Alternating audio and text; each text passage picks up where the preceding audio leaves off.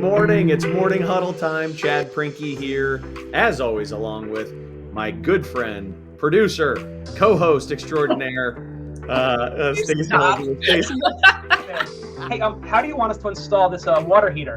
And then my coworker was like, I don't know, install the water heater. Like, why are you even asking me? He's like, well, I don't know if you know, but what you designed, it can't physically fit through the front door of this building. My class is only 40 minutes. So we have to get this done in 40 minutes. You have to clean up in 40 minutes. And then it also, when you use the miter saw, a lot of kids are scared of the miter saw, and you just see the difference in their confidence when they come in here compared to when they leave. They're excited. Be announcing a new county that's going to join us in Maryland, so we continue to spread it. And I'll say my peers across the country are starting to take this and adopt this at their local IEC chapters. Either AI assistant tools, you have AI master builder tools, and then you have kind of a bit of both that are 1 foot in BIM, in current processes, and 1 foot in AI. Said, Brett, in life, opportunity meets you at your level of preparation. She said, here's the keys, go forth and do great things. Good morning. It is morning huddle time. Chad Prinky here alongside producer and co-host extraordinaire. Good morning. Good morning. It's good to see you, Stacey. Good to see you. What's new in your world? What's new in my world? I'm getting ready to kick off this social campaign. I hired a new intern, so she starts with me, and then we're doing the Summarize program in Montgomery County Public Schools. It's a 5-week high school internship program. So I have four interns that are joining me this summer. That is so much work. That's wonderful. I mean, that's wonderful. I tested it out the last 2 summers with 1 intern and then 2 interns. And then I met someone that was similar in my boat. And he's like, I do 5 interns. And I'm like, oh, I guess I got to up my game then. Because the first and the second 2 were good students. So I hope this next round's pretty good. Yeah, I always think about, like, if I were that person, would I want to work for whoever, right? And I can honestly say, if I were an intern, I would really, really be happy to work with you. You'd be awesome at that. Yeah, I mean, just very caring, very thorough, trying really hard to make sure that you create the best possible experience for folks. So they're in good hands. I'm excited to see. I'm excited to see how you juggle it all. I know. Summer is going to be a little tricky. I'm trying to organize things right now, so we'll see. But yeah, summer. What about you? How's your book launch? I did put my order in, by the way. Did you put your order in? Yes. Thank you. June, it says it'll come out, I think. Yeah, it's so it's funny. I was actually talking to the publisher this past week, like Friday. And I was like, so how does this work? Like, how many books do I need to order a bunch of books and like have them at Amazon, or like, how do I do all that? And they're laughing. They're like, oh, you're cute. Cause I'm dumb. I don't know anything. I'm it's my first rodeo. So it was awesome. They were like, actually your pre-orders are stacking up, and Amazon's, going to order 3 times the number of books that you have in terms of pre-orders. So, your pre-orders are really making a difference, in terms of, impact already. So I'm thrilled, to hear that. And I'll just thank everybody that's gone ahead and pre-ordered the book, and thank you in advance for providing a genuine review. I hope it's an awesome review, but I'll take honest on Amazon, and that all that stuff helps us to broaden our reach with the book. So yep, it's called Well Built. For those of you who are listening, the book is Well Built: How the Top 2% of Construction Contractors Create Superior Value, Profits, and Excellence.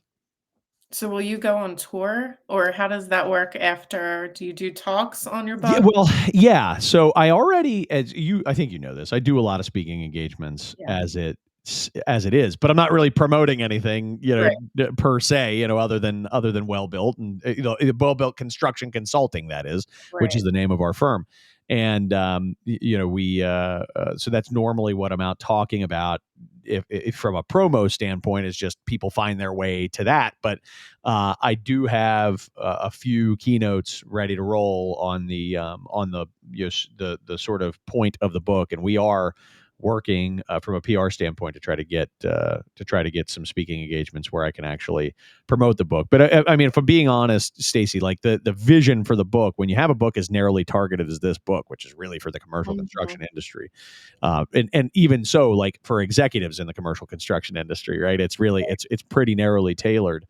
When you have a book that's got that tight focus, it's not about selling a million books. It's really about getting the books in the right hands of people who for whom hopefully it changes their mindset, changes their business, and may lead some of those folks to want to get to know me, which would be an added bonus. Yeah, that makes sense. Yeah. Anyway, so I had one quick question for you, Stacy. You're out and about in the construction industry a lot. Are you seeing and hearing contractors being busy right now, slow right now, somewhere in the middle? What kind of feedback are you hearing in the market? All my contractors have been very busy. That's I awesome. haven't heard of any slowdown. What about you? It's so variable with all the different folks that we work with and that we know. The people who've been really focused on developer-driven construction over the past few years are slow, but it depends on what point in the project they are. Like if they're at the tail end of a project, they're slammed right now because they're finishing projects that got started in 2022, and you know what I mean. And but if they're at the front end, if they're a trade like way at the front end of a project, they have been slow and they're starting to pick up. But just it's an interesting topic out there as we for those of the audience that are catching the recorded version years down the line, it is currently May of 2024. For context, as we're talking, I was just thinking, like, if you're listening to this show in 2026, you're like, I don't know, everybody, don't they know that there's a huge global boom going on right now or whatever? But in May of 24, it was variable. It's been up and down, though overall picking up. New sales are picking up, and for those contractors that have been slower than they'd like to be, they see an end to that in sight, which is cool. So that's good. Yeah. Well, I want to introduce today's guest. Today's guest is a friend of mine that I've known for the past probably 4 years, something along those lines, all in. His name is Gregory Malcolm. He is the founder and CEO of IronShore Contracting. IronShore is a roofing and metal panels contractor.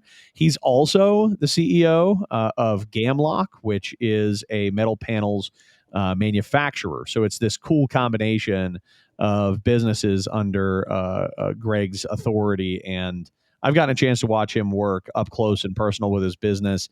And it is extremely rare to see the level of passion and loyalty that you see from the people that work for him. And that's why I wanted Greg to join us today. So, Greg, thank you so much for being with us. How are you? I'm good. I'm honored, considering, as you said, we met 4 years ago. Fast friendship, some mutual acquaintances. Thanks for introducing me to Stacy as well. So, definitely honored to be here. Well, thank you for making the time. And I for full disclosure and for context, I also our consulting firm, and this doesn't happen a lot, Greg. And now I'm going to have a whole bunch of our clients like, why am I not on the show? I'm used to it. Yeah. Right. But IronShore is a client of Well Built Consulting, and so I do have some really up close and personal experience with the business, and so I have some pretty pointed questions, I'm sure, through the course of the conversation that'll be ones I know just where to go to get interesting topics going. But so overall, Greg, tell us a little bit, like the backstory. How long have you guys been in business? When did you start the company, and why? Wow, backstory. So starting, I want to say June or July of 2007, I took a day off from work and I went downtown, filed a business license, and then I went back to work the next day. And I, just sat at my desk and just went back to estimating, project managing, just doing what I do. At the time I was working for a roofing company. Prior to that, I was working for a GC, well-known GC in the area. Prior to that, speaking of internships, I was an intern for Cotton Construction for many years, learned a lot from Mr. Cotton. Actually ended up working for him again. And after starting IronShore, I went to him and I said, Mr. Cotton, if I was anything like some of these employees I have, I would like to apologize to you. We all started that way. I'd like to apologize. I would like to think I was never that bad, right? I was a perfect guy. Weren't we all? I mean, I know, speaking for me, one of the things that I have learned over time is that while I had lots of upsides as an employee, I was not a good employee. I was not. I won't name drop, but I remember once, and I tell this story often. Forgot what the error of the day was, and I said, I'm sorry, and I won't say his last name, but Marty, my then boss, he just expletives, right, which is not par for the course today, but just expletive is like, God damn it, Malcolm, I don't want you falling on the sword. I want you to do the job right the first time. And I was like, but I said I was sorry. He's like, stop falling on the sword, Malcolm. He's like, just do the job right. And speaking of swords, that one stuck. But to answer your question, started in 07. And I had the blessing of my former employer. Nice. They actually partnered with me there for a while.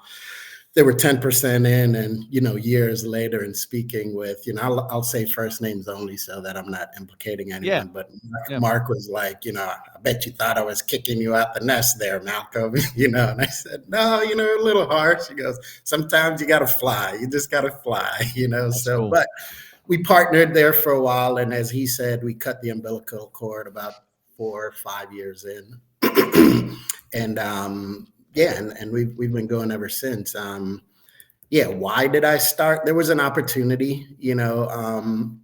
I had won a project. It was about $1 million, and I was looking around the industry for a minority roofing contractor, and couldn't find one that kind of we would risk that to do. And I was like, well, I kind of fit the description, right? Except I company, right? Right. Yeah. The only part I don't have is my own company, but I could do all the stuff, and I happen to meet the criteria. Yeah.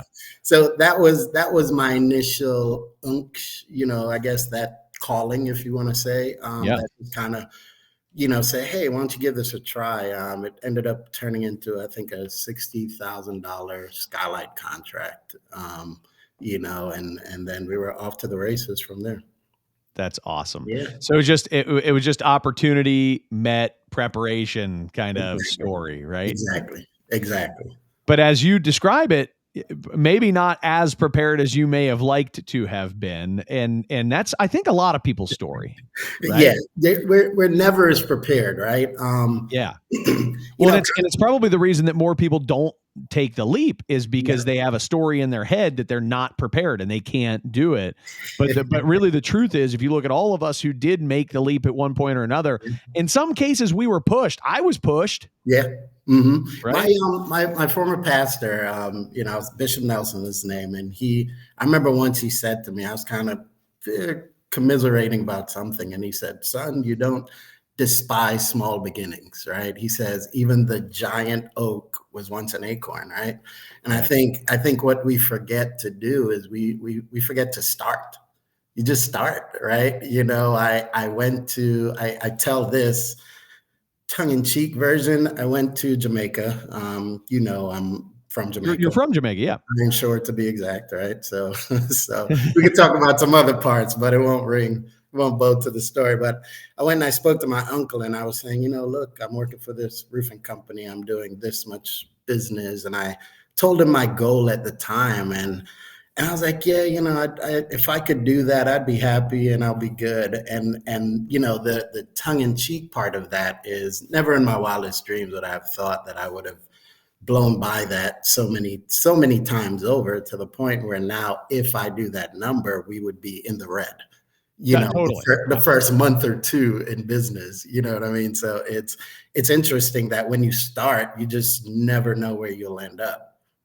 It is. Yeah, it really is. And yeah, again, I'm in the early portions of my journey, but I can relate to that perfectly. There were things that when I started the company, I was like, I'm probably not going to do that. I'll never. I don't think I actually even said one time out loud, like, I don't know if I'll ever have another consultant on the team. You're like, fast forward, we're hiring two more this year. It's just opportunity, and then what you sort of feel called to do. And so as you made the decision to grow, right? How did that kind of start to materialize? Where was the growth coming from, and why were you experiencing such success? Relationships, really good friendship in the industry. And more importantly, it's also the network is what I'll say. We was very well connected in the region.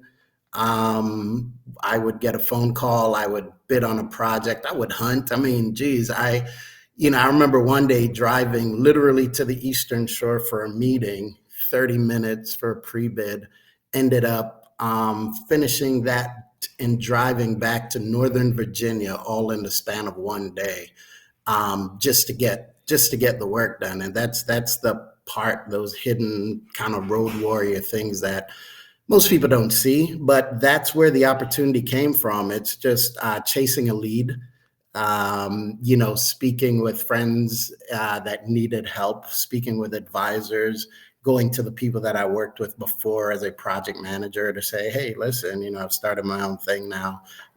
Just give me something small, right? And so we did a few things, that is St. Agnes Hospital. I think Mount Vernon Children's Hospital. We did many phases there, just small, just throughout time, and over time it built, and it helped having advisors and having partners. It was like, no, that's too big. I see big buildings today that I was like, I remember when I wanted to bid that job. I was like, probably wouldn't have been a good idea at the time. I call them the accidents that never happen, right? So it's a lot of little bits, as I like to call it, and partnering, getting the right people on board at the right time. I was very fortunate in that, God rest his soul, Bruce. Bruce tells a story. You brought up Bruce the other day, but Bruce. And Bruce was at one point in time what role in your company? Bruce at one point was a controller.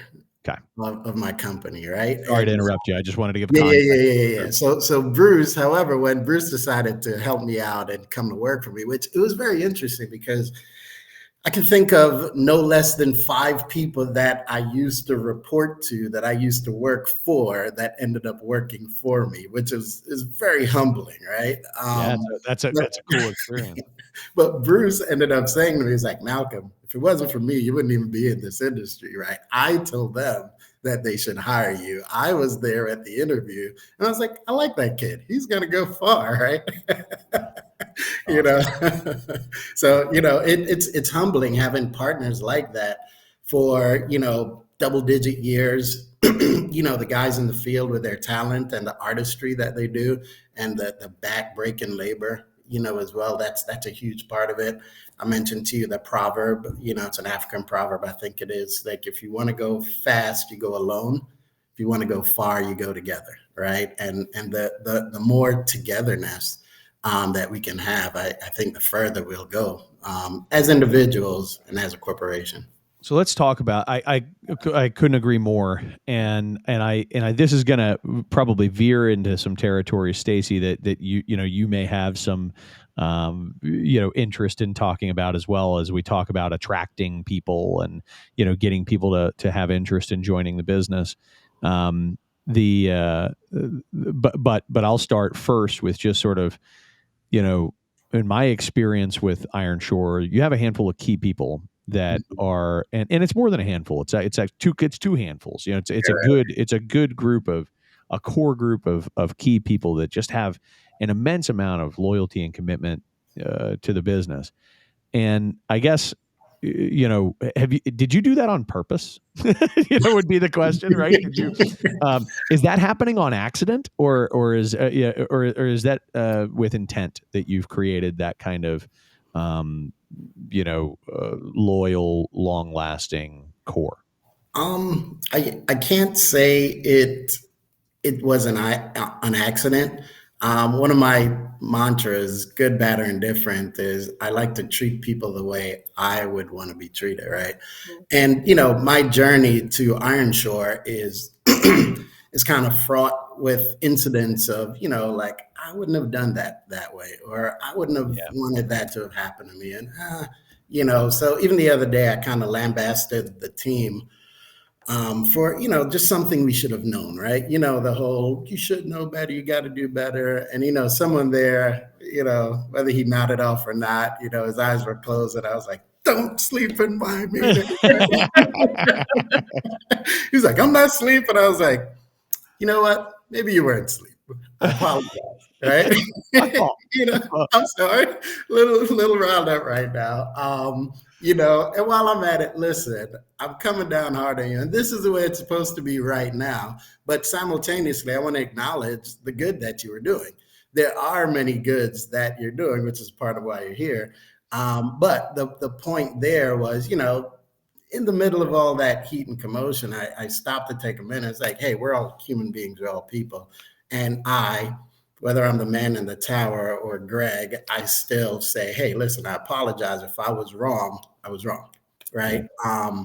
But together as a team, let's kind of pull together and focus on the thing that's right. And I think remembering that we're humans, remembering that we're people, kind of goes a long way with individuals. And I could tell story after story where it was like, hey, I got to go home. My son, my daughter, my wife, my, so-and-so. And, the whole company as a whole, when Bruce passed away, that affected not only me, but that affected the company. And, and I could name a few other people, Eddie as well. We're all routines, right? And so, Steve calls at like 4:35 in the morning. He's like, Eddie's not here. He's usually here by now. And we're just like, something's wrong. And we all like, forget about sending the guys in the field. Let's go find Eddie, right? Yeah. But those kinds of things kind of gelled us, bonded us together over time. Mm-hmm. Yeah. So what my takeaway from that, which I think is, something that every manager, leader, founder should think about.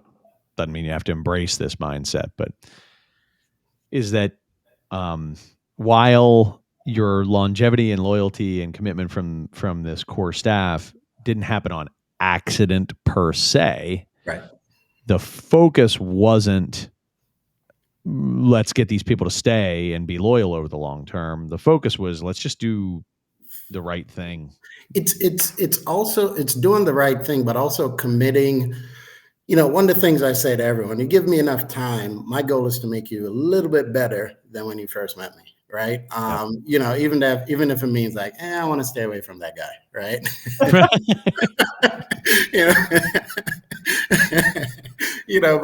But as a craft, I can tell you the stories of many people that had been with me for 9, 10, 11 years that says, hey, this is the longest I'd ever worked anywhere. Man, I had some of the best years of my career while working with you. And they were just little tweaks, little nuances that I think that as we lifted together, that as we work together, we're able to bring out the better part of each other.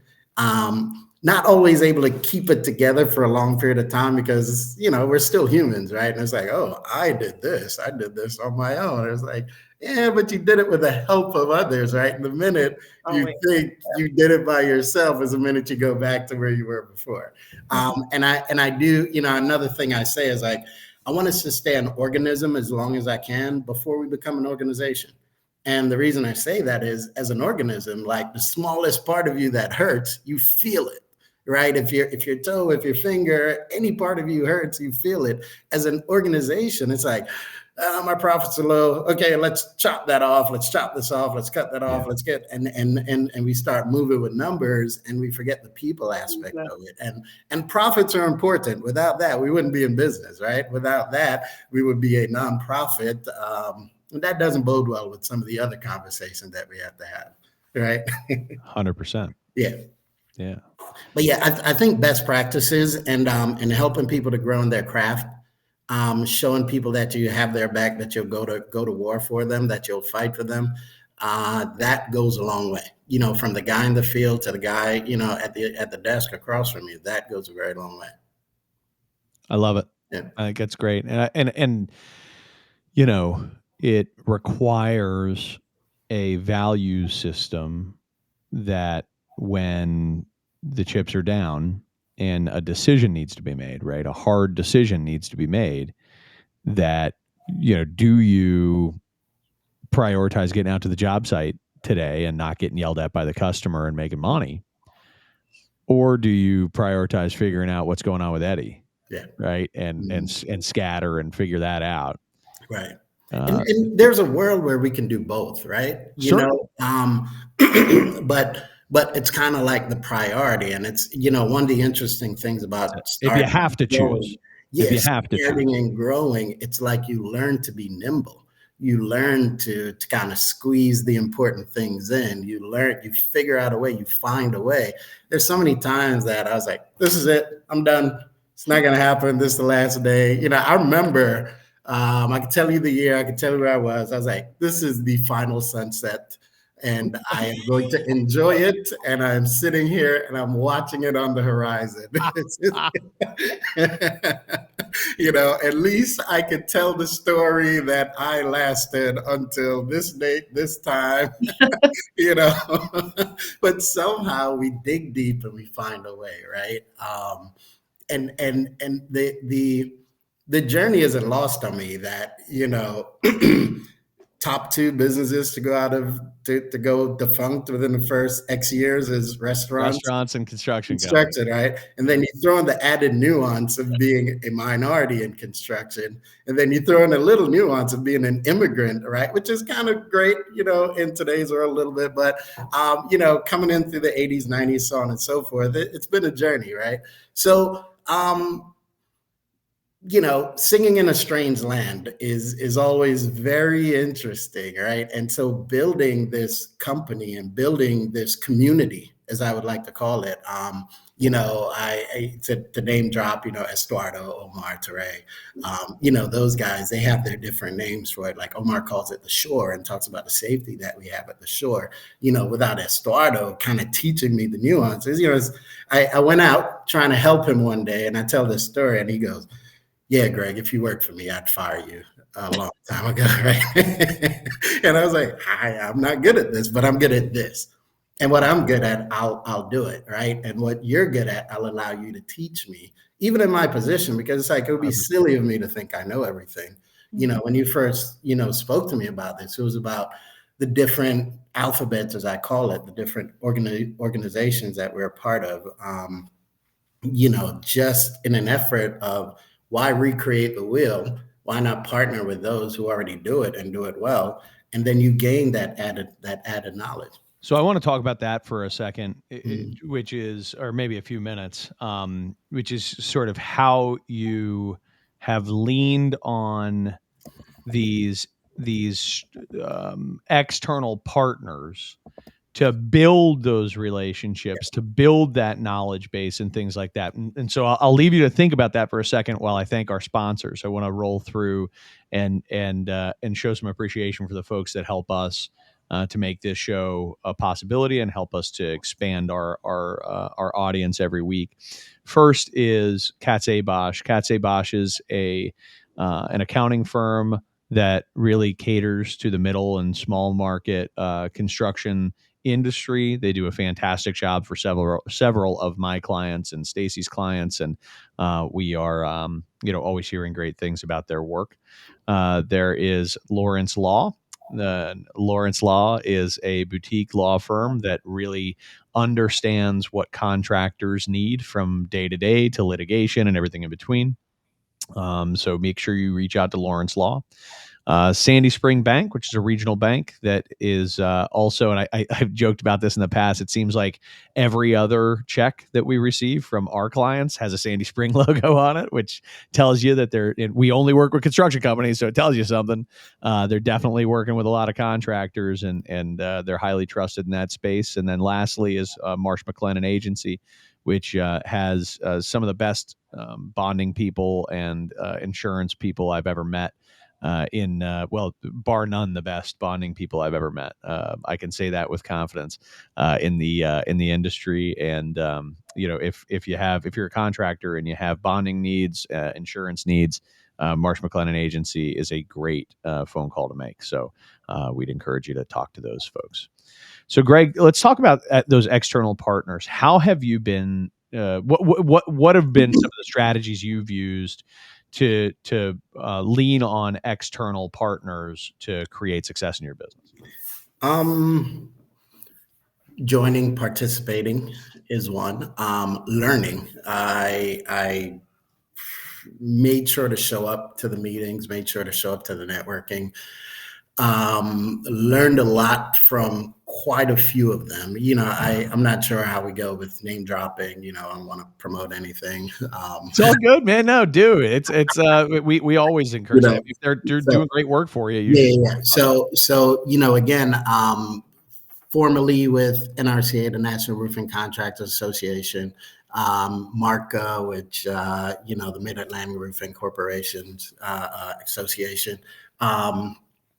ABC, IBEC, which was formerly RCI. So these are well-known, I'll say, pillars in the construction industry and also specifically in roofing. Right. And so instead of me kind of digging up, or in this, I would say encyclopedia, but going through Google and searching everything, one, you foster a relationship. You can speak to a human that is a professional in the area, and you gain that knowledge that they have just almost instantaneously. And again, you have access to this pool of people that you wouldn't on your own, right? And so you're also plugged in. And I think you and I talked about the book, The Go-Giver. It's like, you got to give in order to get. And and a part of getting is cyclical with your giving. And so and also, I'd be remiss to talk about, I'm a part of Vista, just a leadership group of just, just amazing individuals, right? And having the kind of leadership that we have. And, there are times where I'm just like, this is it. As I mentioned before, it's like you don't feel like it, but it's like going to the gym. You don't want to go, but then at the end of it, you're like, man, I'm glad I did that. You always feel good. I feel better. I learned something. I think I can look forward to the next cycle, the next time we go through this. And the friendships that you develop there, even last month's meeting, just kind of touch on some very touchy subjects. And, one of them, I leaned over and said, hey, hold on, Greg, you're part of this thing. You're part of our team. You're part of our unit. And it's like, you can lean on us for support. Let's take a minute and let's talk about what's going on. And going back to what I said before, it's like, we like to think that we are invulnerable, that we're able to take it on by ourselves. But that gathered knowledge that you gain from having these people behind you, probably 3 of the 5 people you just mentioned, we work with. Right. And it's interesting because, I'm not a bonding expert, but I have a great bonding guy, you know what I mean? And when we were in the thick of things, some very turbulent times, which is like a story for another day, plug for the next time you want me to come on your show. Just saying. We can talk about crawling out of the hard times with a great bonding agent, that ends up becoming a friend, right? And that's the interesting part, is that you get great teammates when you're winning. You get really good friends when you have someone that struggle with you through some hard times. And again, going back to these corporations that we work with, that we lean on, they expose us to people that have this vast amount of knowledge, vast amount of experience, Yep. vast amount of exposure, that on our own, the chances are of running into them would be, I don't want to say slim to none, but it'll be very difficult. Makes it a lot easier to have a conversation as well. And it increases my collective knowledge, right? I don't want to say I'm the Borg or anything, but, I do believe that we get assimilated with the knowledge of the people that we surround ourselves with. That's awesome. Mm-hmm. Yeah, that's great. I feel like you can solve problems quicker too when you have that connection to other people in the industry that have been through it, and then it's your first time going through it, and you kind of tell your scenario and they're like, I've been through it, this is what I did, and you're like, oh, thanks. And then Yeah, I have friends just through these corporations alone. I have friends Louisiana, Colorado, Oregon, California, Chicago, Florida, going on and on and on, that we can call on, that will give good advice, that will help us through some of these really interesting scenarios that we find ourselves in. No doubt. Yeah. It's awesome. Yeah. I think, there's this combination of things. You said it back at the beginning of the show, that when I asked what led to your growth, what led to your success, it was immediately out of your mouth. You said relationships. Yeah. Just jump right out of your mouth. And I think what you've got relationships with your people, and my biggest takeaway there is have your values organized in such a way that doing right by your team is the first thing, and everything else will tend to take care of itself. And I think that's right. I really do. I believe that, and I watch that play out, because because we talk about when the chips are down and you think everything's going sideways, somehow you find a way to pull it out. You need your team to do that. And the team only does whatever it takes for people who they feel genuinely would do whatever it takes for them. Right. And I think that was a great takeaway. And then another piece is kind of surrounding yourself with peers and experts. Yeah. And using the well-known, proven organizations that are out there at your disposal. And I don't care who you are. If you're a roofing contractor, obviously, Greg just went through a great list for you with NRCA and MARCA and IBEC. But then also, I assure you that regardless of your trade, those things exist, as well as for general contractors, they exist. ABC obviously is, for both. You have union contractors have their organizations as well. I mean, if you choose not to participate in all of these forums where experts and peers are gathering, you're missing such an amazing opportunity to put yourself in company of people who can help you. Yeah. I'm always humbled, Building Congress and Exchange, they'll call me up every once in a while. They're like, hey, we want to do an article on you. And I'm like, me, little me, like, oh, no, go find someone else, but I was introduced to them, year one, I hadn't heard of them. And, I kind of call them the upper echelon of construction. These are the white collar of the blue collar industry, right? So it's interesting, the crowd that you find there. But you get exposed to quite a few people and those relationships. We call it Smalltimore, right? Yeah. And the same exact dynamic exists in markets all over the country. Exactly. What exists in Baltimore absolutely exists in Boston, exists in Pittsburgh, exists in Omaha, Nebraska. It's the same. The construction industry, for better or worse, is completely fractured all over the country. It is a regional, at best, typically very local kind of game, and so mentioned these organizations are big, but they're the local chapters and the people who participate locally are really where your local value is. We're quick to pick up the phone and be like, hey, who's this guy? You ever heard of this guy? Where'd this guy come from, right? I've gotten that phone call from you. Text message. What do you think XYZ Builders? I'll be like, don't do it. Yeah. One of our larger contracts, and I like to tell this story. I remember, I think about a year, 2 or 3, and I'd spent hundreds of dollars in multiple days going to some seminar to learn something that never worked out, and I felt like it was a waste of time. Anyway, on the heels of that, I came back and I was at a launching. It was a pre-con meeting for Maryland Live. And I was in a room, and I swear to you, it was no less than 600 people. And I walked in, I was in the back, and I was like, yeesh, how do I differentiate myself from all these people? And it's literally, I remember it, I can see it right now. How do I differentiate myself from all these people? And the guy, at the podium, he was like, hey, listen, for you guys out there that want to work with us, he's like, I'll give you some advice, but here's a big thing. Don't overreach and don't overpromise, right? Just stay within your lane. Don't do too much. Fortunately, we went on to bid the job. We won the job. We did well on the project. Kind of, went on to do a few other casinos from there. But it was a turning point for me, in the decision making, because again, I'll say it was a blessing to be able to find that way and find that relationship that ended up helping us. I walked in, and it was someone that I knew that was a part of the team.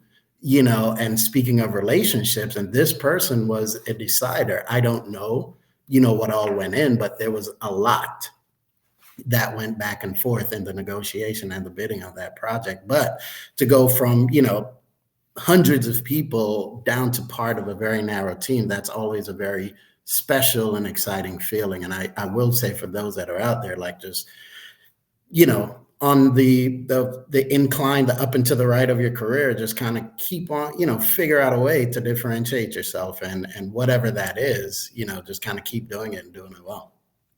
I love it. And I think there are always these watershed moments for, and there are, I bet you could go back and piece together a, sort of like pivotal moment A, pivotal moment B, and kind of how it propelled your business into either a positive or negative direction at any given point in time.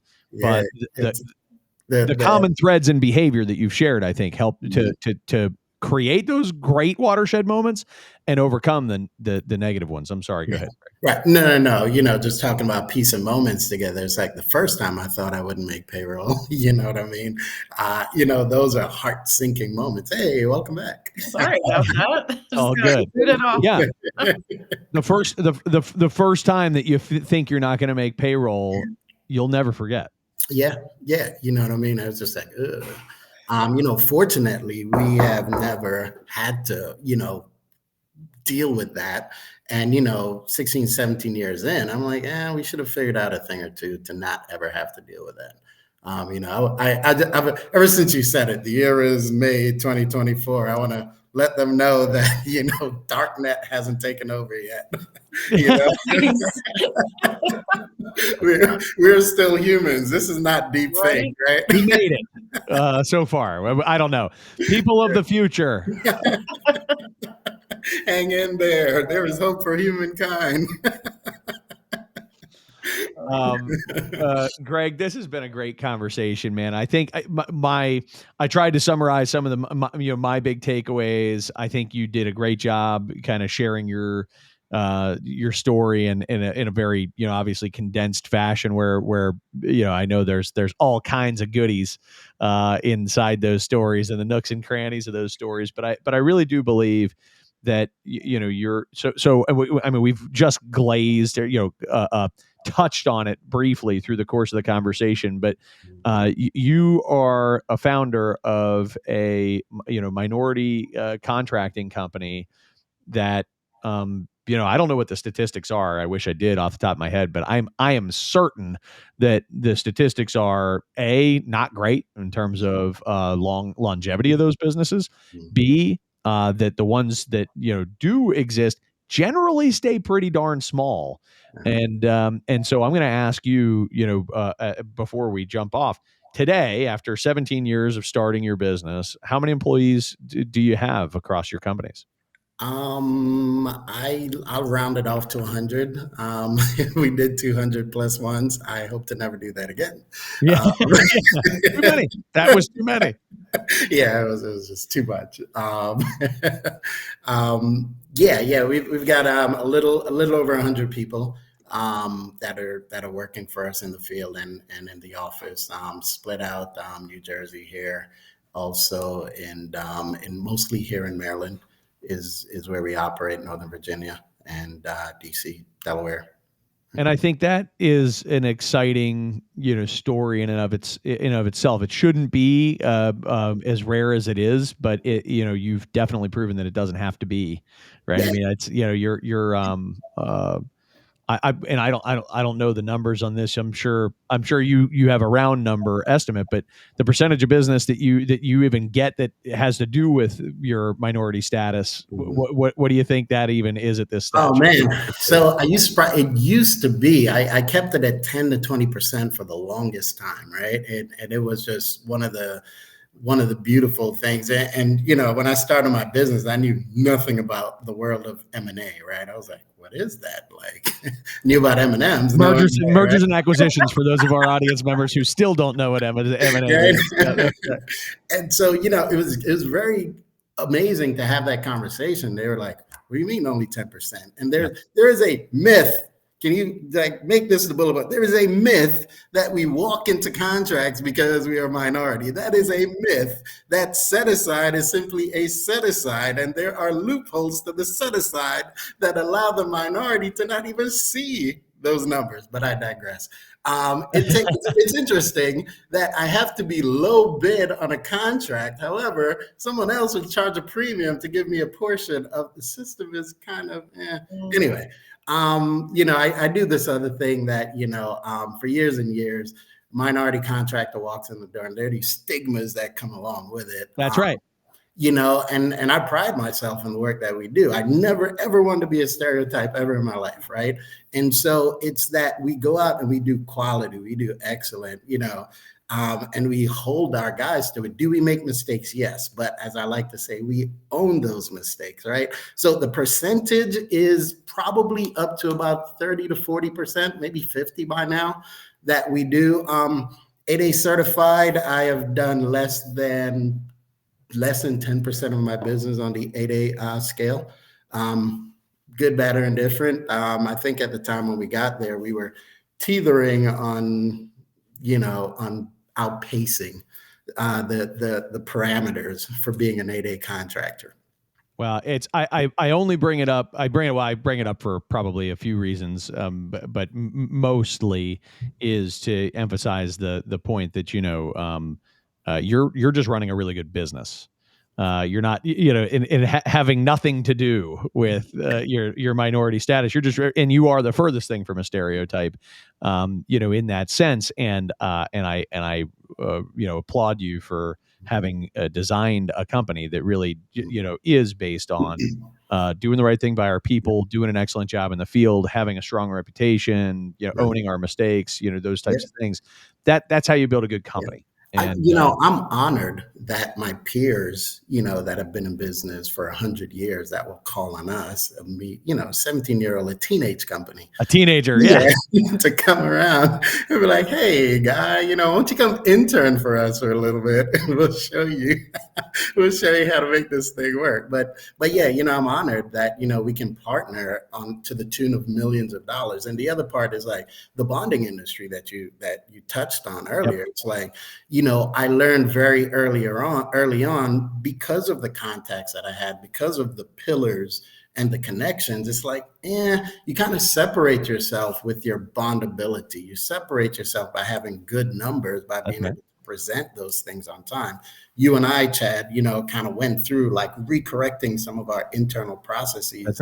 To get our whip back up to, where it makes sense, to get our numbers back to where it's speaking in a timely fashion and telling the story on paper.